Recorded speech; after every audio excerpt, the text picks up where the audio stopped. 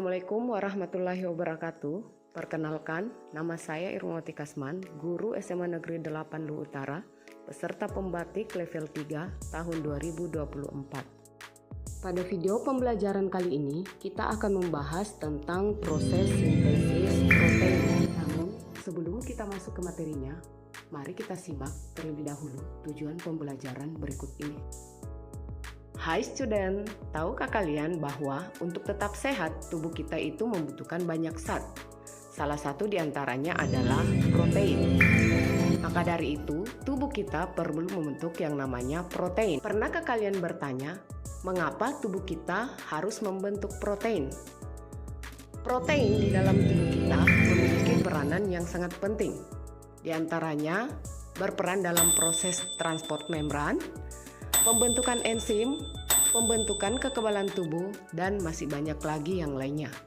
Maka dari itu, tubuh kita harus membentuk protein supaya tubuh kita tetap dalam keadaan yang seimbang. Lalu, bagaimana peristiwa sintesis protein itu terjadi?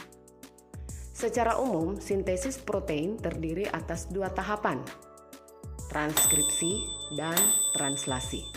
Transkripsi adalah proses pencetakan mRNA dari utas template DNA. Sedangkan translasi adalah proses penerjemahan kodon-kodon mRNA menjadi protein. Secara singkatnya, sintesis protein adalah proses pencetakan mRNA dari utas template DNA. Kemudian mRNA diterjemahkan menjadi asam amino atau protein. Untuk lebih jelasnya, yuk kita simak video berikut. Sintesis protein diawali dengan proses transkripsi yang berlangsung di dalam inti sel. Ada 3 tahapan yang terjadi dalam proses transkripsi, yaitu inisiasi, elongasi, dan terminasi. Saat terjadi proses transkripsi, DNA yang berada di dalam nukleus akan dihampiri oleh RNA polimerase. Inisiasi terjadi saat RNA polimerase melekat pada daerah promotor gen. Pada saat itu, RNA polimerase akan mulai membentuk mRNA melalui cetakan DNA template. Yang harus diingat pada proses transkripsi adalah basa timin pada DNA akan berpasangan dengan basa adenin pada mRNA. Guanin pada DNA akan berpasangan dengan sitosin pada mRNA. Sitosin pada DNA akan berpasangan dengan guanin pada mRNA. Sedangkan untuk adenin pada DNA akan berpasangan dengan urasil pada mRNA. Poin inilah yang perlu kita pahami. Kemudian, RNA polimerase akan mengarahkan pembacaan dari arah 5 ke arah 3. Proses ini dinamakan sebagai elongasi. Transkripsi akan berakhir saat RNA polimerase sampai pada daerah terminator. mRNA yang telah dibentuk mengandung rangkaian 3 basa nitrogen yang dikenal dengan kodon.